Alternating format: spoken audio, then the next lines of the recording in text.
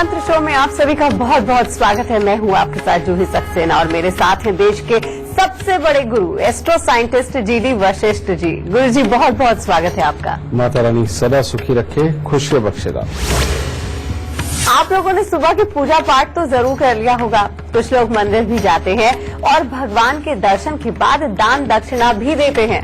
ज्यादातर लोग दान पुण्य इसीलिए करते हैं ताकि उनके बुरे ग्रह शांत हो जाएं और कोई परेशानी हुए ना आए। लेकिन क्या आप जानते हैं आपको क्या दान करना चाहिए, क्या दान नहीं करना चाहिए, किसे दान करना चाहिए और किसे दान आपको नहीं करना चाहिए? आज इसी विषय पर हम गुरु जी से ज्ञान लेंगे। दान से जुड़े और कौन से विषय होंगे वो भी जान लेते हैं। दान कितने प्रकार का होता है और उसके क्या फल मिलते हैं?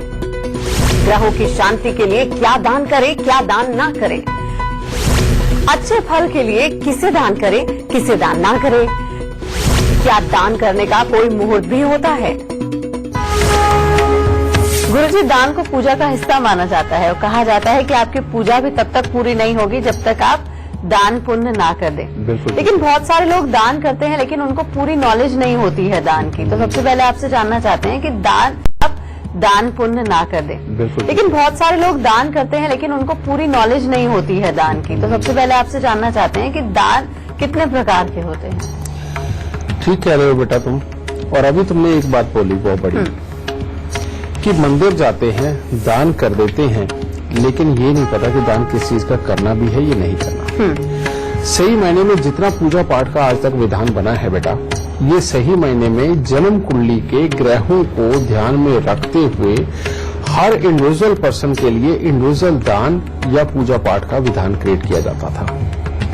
लेकिन अब ये तो एक साइंस के अकॉर्डिंग हर किसी का अलग अलग देखा जाता है। लेकिन पुराने समय के अंदर समृद्ध लोग जो हुआ करते थे, जो सेठ लोग हुआ करते थे, राजा मंत्री लोग हुआ करते थे, वो इस प्रक्रिया को अपनाया करते थे क्योंकि उनके लिए ज्ञानी पंडित जी भी आसान मिलते थे, उनको विधान बताते थे। लेकिन वो उस वक्त का जो साइंस के अकॉर्डिंग पूरी तरह से विधान बनता था दान का, वो बढ़ते बढ़ते एक चलन के अंदर असूल बन गया और देखा देखी लोगों ने ये सब कुछ करना शुरू किया।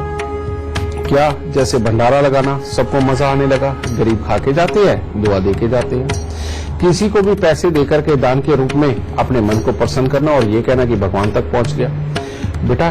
लेकिन ये तरीका बिल्कुल गलत है जी। ज्योतिष के अंदर ये साफ तौर पे कहा गया है कि जन्म कुंडली के अंदर जो भी ग्रह उच्च का बैठा हो, अच्छा बैठा हो, आपको धन देने के लिए बैठा हो, उसकी वस्तुओं का दान देना आपके लिए बेहद घातक हो जाएगा। आप जिस चीज से संबंधित काम करते हैं, जिस ग्रह से संबंधित आप काम करते हैं, उस ग्रह की वस्तुओं का दान देना आपके लिए बहुत घातक है। आपके कामकाज खराब हो जाएंगे। दूसरी एक और चीज बहुत बड़ी बताई गई है और वो क्या है कि आपकी जन्म कुंडली के अंदर जो ग्रह बिल्कुल अशुभ का बैठा हुआ है, खराब बैठा हुआ है, आपको नुकसान पहुंचाने वाला बैठा हुआ है, उससे संबंधित अगर आप देवी देवता की पूजा करते हो तो बेटा ये आपके लिए ऐसा ही हो जाएगा जैसे अपने दुश्मन के हाथ में तलवार देना कि लो मेरा गला काट। इसीलिए आपने बहुत बार देखा होगा कि कईयों की तो परमात्मा एक चुटकी में सुनता है और वो थोड़ी सी पूजा करते हैं, उनका फल भी मिलता है और खूब खुशहाल भी होते हैं। लेकिन आपने बहुत सारी दुनिया को ऐसे भी देखा होगा जिन्होंने अपने जीवन के अंदर परमात्मा के नाम के बिना एक दिन भी नहीं गुजारा।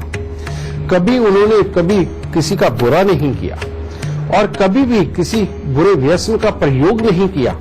उसके बावजूद भी परमात्मा को तरस नहीं आया और उनके दुख वैसे के वैसे ही बरकरार रहे। बेटा ऐसा होता क्यों? उसका कारण है आपके पास इस विधान के ज्ञान की कमी का होना। इसके अंदर परमात्मा का कोई दोष नहीं, इसमें दोष आपका है। आपको पता होना चाहिए कि आपकी जन्म कुंडली के अनुसार आप क्या दान कर सकते हैं, क्या दान नहीं कर सकते, और कौन सी पूजा कर सकते हो और कौन सी पूजा नहीं कर सकते। इसीलिए हमारे पास जो भी इंसान इस चीज की सलाह लेने आता है, हमारे ऑफिस में आता है या हमारे पास जन्म कुंडलियां जो जाती हैं, उसके अंदर साफ तौर पे पहले मेंशन होता है कि आप क्या दान कर सकते हैं, क्या दान नहीं कर सकते, और किस भगवान की पूजा कर सकते हो और किस भगवान की पूजा नहीं करनी है आपको। ये अगर सही तरीके से आपने यही जान लिया तो आपकी जिंदगी की आधी से ज्यादा मुसीबतें तो वहीं पे गई। ठीक है, जैसे एक छोटा सा मैं हालात बताता हूं। बेटा, अगर जन्म कुंडली के दूसरे घर के अंदर राहु देव विराजमान हो तो इंसान अपनी युक्तियों से, अपनी मेहनत से, अपनी कर्मठता से पैसा बहुत कमाता है। लेकिन ऐसी युक्तियों से कि जिसके अंदर इंसान 2 लगाता है 10 बनाता है, समझ गए। लेकिन ऐसा ही इंसान अगर भगवान के दरबार पे पैसे या किसी भी वस्तुओं के चढ़ावे ये सब कुछ बहुत ज्यादा करने लग जाए, ऐसे इंसान को अपना शहर तक छोड़ के भागना पड़ता है पैसे की खराबी की वजह से। और वही इंसान उल्टा धार्मिक संस्थाओं के साथ जुड़ करके मंदिर में चढ़ने वाला चढ़ावा और मंदिर में चढ़ने वाला पैसा अपने घर पे लेके आता है तो दिन दूनी रात चौगनी उसको कमाई फलती है और वो दिन प्रतिदिन बढ़ता चला जाता है और जिंदगी के अंदर अपना नाम कमाता है, अपने मोहल्ले, अपने शहर के अंदर नाम बनाता है और उसके पास किसी चीज की कमी नहीं होती। देखो, ये भी तो एक विधान है ना। अब ऐसे विधान आपको पता होने चाहिए। अगर ये नहीं पता करोगे, इसमें बेटा परमात्मा ने आकर के आपको बिल्कुल नहीं बताना कि आपको ये करना चाहिए या नहीं करना चाहिए। ये तो यहीं पर परमात्मा ने ज्योतिष की साइंस दी है और उसी के जरिए आपको ये सब कुछ पता होना चाहिए। तो गुरुजी, आपने विधान तो बता दिया दान का, लेकिन क्या ऐसे भी कोई योग होते हैं जिनमें दान करना नुकसान हमें पहुंचा सकता है? बिल्कुल बेटा, ऐसे बहुत सारे योग होते हैं। जैसे अभी मैंने इस राहु का बताया है, इसी प्रकार से एक चंद्रमा का भी योग है। और एक सिंपल सी बात बेटा मैं तुम्हें बताता हूं कि दूध और पानी का दान देना हमारे लिए अमृत में बनाया गया है, यानी कि अगर देखा जाए तो शास्त्रों में ये लिखा है। लेकिन वहीं पर हमारे ज्योतिष शास्त्र में भी लिखा है कि चंद्रमा छठे घर के अंदर हो और इंसान लोगों को छबील बांट दे, लोगों के लिए प्याऊ लगवा दे, सार्वजनिक रूप से उसमें हैंडपंप लगवा दे या कोई कुआं वगैरह खुदवा करके खेतों के अंदर ट्यूबवेल लगा करके दूसरे के खेतों को पानी दे दे, तो ऐसे इंसान की समृद्धि उसके पास होते हुए भी उसकी औलाद, उसके घर की तरफ से उसको इतने दुख मिलेंगे कि उसके पास में वही उसकी समृद्धि का सत्यानाश करने वाले उसके अपने ही लोग बन जाएंगे। और ऐसे में चलते हुए ना उसको औलाद का सुख मिलेगा, ना जीवन के अंदर बाकी खुशियों का सुख मिलेगा, उल्टा उसकी बर्बादी के रास्ते तय हो जाएंगे। इसी में एक और योग है बेटा, बृहस्पति अगर 10वें घर के अंदर हो और इंसान लोगों के अंदर बहुत ज्यादा दान पुण्य करने लग जाए, भंडारे लगवाने लग जाए, ठीक है, साधु महात्मा को बैठा करके उनको खिलाने पिलाने लग जाए और खुद भी स्वयं पूजा पाठ करने वाला हो जाए, तो ऐसे इंसान की सारी समृद्धि मिट्टी में मिल जाती है, काम धंधे बिल्कुल खत्म हो जाते हैं और उसको ऊपर से एक तरह के परमात्मा के कहर का उसको सामना करना पड़ता है। और एक और योग है बेटा, चंद्रमा चौथे घर के अंदर हो, बृहस्पति देव जन्म कुंडली के 10वें घर के अंदर हो, ऐसा इंसान अगर परमात्मा की मूर्ति की स्थापना मंदिर के अंदर करवा दे, कहते ऐसे ऐसे झूठे इल्जाम लगेंगे कि उसको फांसी भी खानी पड़ेगी, यानी कि दुनिया के अंदर बहुत ज्यादा शर्मिंदगी उठानी पड़ेगी। ठीक है जी। फिर एक और योग है, उसके अंदर केतु अगर 12वें घर के अंदर हो और कोई निसंतान आदमी जिसके की कोई बच्चा ना हो, ऐसा कोई इंसान ऐसे इंसान को प्रॉपर्टी दे दे जिसकी की जन्म कुंडली के अंदर केतु 12वें घर में हो, बेटा जहां वो प्रॉपर्टी अपने नाम पे आई उसके बाद वो इंसान जिंदगी के अंदर कमा नहीं सकता और उसका जितना गुण है वो सारा खत्म हो जाएगा और सारा पैसा याशी में बेकार की चीजों के अंदर खत्म होकर के मिट्टी हो जाएगा। समझिए, इसी तरह से जन्म कुंडली के अंदर बहुत सारे विधान हैं ऐसे, समझिए। और अगर उन विधानों का हमने सही मायने में ध्यान नहीं रखा तो आपको तो पता भी नहीं है बेटा कि आप करने क्या लगे हो। आप जो अपने मन की एक अच्छी फीलिंग के लिए जो दान करने लगे हो, कहीं वो तुम्हारा दुश्मन तो नहीं बन गया। इसी प्रकार बेटा, जिन लोगों के पास बड़ी बड़ी लग्जरीज गाड़ी हैं, बड़ी बड़ी इंडस्ट्री चलती है, बहुत ज्यादा लेबर को तनख्वाह देते हैं, समझे, और हर तरह से हर सुख है उनके पास, ऐसे लोग शनि के दान, उड़द, साबुत, काले चने, सरसों का तेल, काला कपड़ा, लोहा ये दान देते हैं या अपने वजन के बराबर जा जाके तेल चढ़ाते हैं, बेटा उनकी समृद्धि कब मिट्टी में मिल जाएगी कुछ नहीं पता, समझे। और जो लोग फौज के अंदर या महकमे के अंदर बहुत बड़े बड़े अफसर हैं, समझे, और खूब अच्छे दबंग हैं और उनकी हर जगह उनकी पूछ भी होती है बेटा। ऐसे लोग जितनी मिठाई बांट देंगे और जितने मीठी चीजों के भंडारे लगाएंगे, उनका करियर ग्राफ उतना ही नीचे आ जाएगा और उतने ही दुख उनको मिलेंगे। और जिन लोगों के समुद्र पार के बिजनेस है और इंपोर्ट एक्सपोर्ट के धंधे हैं और जो लोग रोज आए दिन सफर करते हैं, ऐसे लोग देसी घी के हलवे बांट देंगे तो बेटा कैसे चलेगा। तो ऐसे में उनका इंपोर्ट एक्सपोर्ट भी बंद होगा और अपने लिए सब कुछ घातक हो जाएगा। तो ये इस तरह से बेटा आपको ये पता होना चाहिए कि आप जो दान करने लगे वो किस ग्रह से संबंधित है। कहीं वही ग्रह आपको सब कुछ देने वाला तो नहीं है।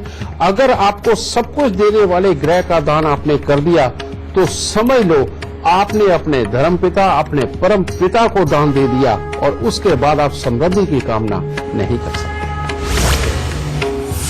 तो गुरुजी ने हमें बता दिया है कि अगर आप सही दान करते हैं तो कैसे आपकी किस्मत चमक सकती है, लेकिन अगर वही दान आप गलत तरह से करते हैं या गलत ग्रह के लिए कर लेते हैं तो कैसे आपकी किस्मत आपसे रूठ सकती है। गुरुदेव, अब बात कर लेते हैं शादी, पैसा और नौकरी की। इन तीनों को अच्छा करने के लिए अलग अलग कौन से हम दान कर सकते हैं जो हमें फायदा दे? शादी, पैसा और नौकरी। बेटा शादी के लिए सबसे उत्तम दान एक ही माना गया है। फालतू के दानों को आप भूल जाइए। और शादी के लिए सबसे पहला दान घर की पहली रोटी वो बना करके आधी गाय को, आधी से आधी कुत्ते को, आधी से आधी कौवे को। और शुक्रवार के दिन, सोमवार के दिन या बुधवार के दिन किसी दिन भी गाय को हरा चारा डालना या साल में एक बार 100 गायों को इकट्ठा चारा खिला देना, वो भी हरी चरी जैसा कुछ वो खिला देना शादीशुदा जिंदगी को बहुत अच्छा लगता है। ठीक है, एक हो गया शादी का। फिर नौकरी के, जिन लोगों को अपनी नौकरी बहुत अच्छी रखनी है, जिन्होंने अपने अफसर के आंखों के अंदर अपनी ऊंचाई पानी है, अपने साथ काम करने वालों के साथ में हमेशा बना के रखनी है और काम उनकी नौकरी हमेशा अच्छी चले, उन लोगों को चाहिए कि वो बंदरों को वो कुछ न कुछ खाने को दे। अगर और नहीं तो गुड़ और गेहूं सूर्य की ही वस्तु है और यही अगर बंदरों को खिलाते हैं तो किसी भी तरह का नुकसान नौकरी वालों को कभी नहीं हो सकता। उल्टा अपने अफसर की नजरों में और अपने साथ काम करने वालों की नजरों में उसका वर्चस्व बनेगा। ठीक है, और बिजनेस वाले लोग, जितने भी लोग बिजनेस करते हैं, ऐसे लोग जितने दुर्गा पूजा करते हैं, कन्याओं का पूजन करते हैं, कन्याओं को पूजन करके उनको कपड़े दे करके या लाल चुनरियां उनके सर पे रख के पांव हाथ लगा करके उनका आशीर्वाद लेते हैं, जिस तरह का मर्जी बिजनेस हो बेटा वो हर तरह का फलेगा, फूलेगा और आगे बढ़ेगा। तो गुरुजी ने आपको ये तो बता दिया है कि दान करने से आपको क्या फायदे होंगे और गलत दान करने से क्या नुकसान हो सकते हैं। गुरुदेव, आप दान की बात कर रहे हैं तो कहा जाता है कि हैसियत के अनुसार लोग सबसे ज्यादा से ज्यादा दान करते हैं और हमेशा ही दान करते हैं कुछ ना कुछ, लेकिन उन्हें पता नहीं होता है कि सही दान क्या है, गलत दान क्या है। तो एक बार आप दर्शकों को बता दीजिए कि क्या कुछ भी वस्तु दान करने से उसका फायदा मिल जाता है?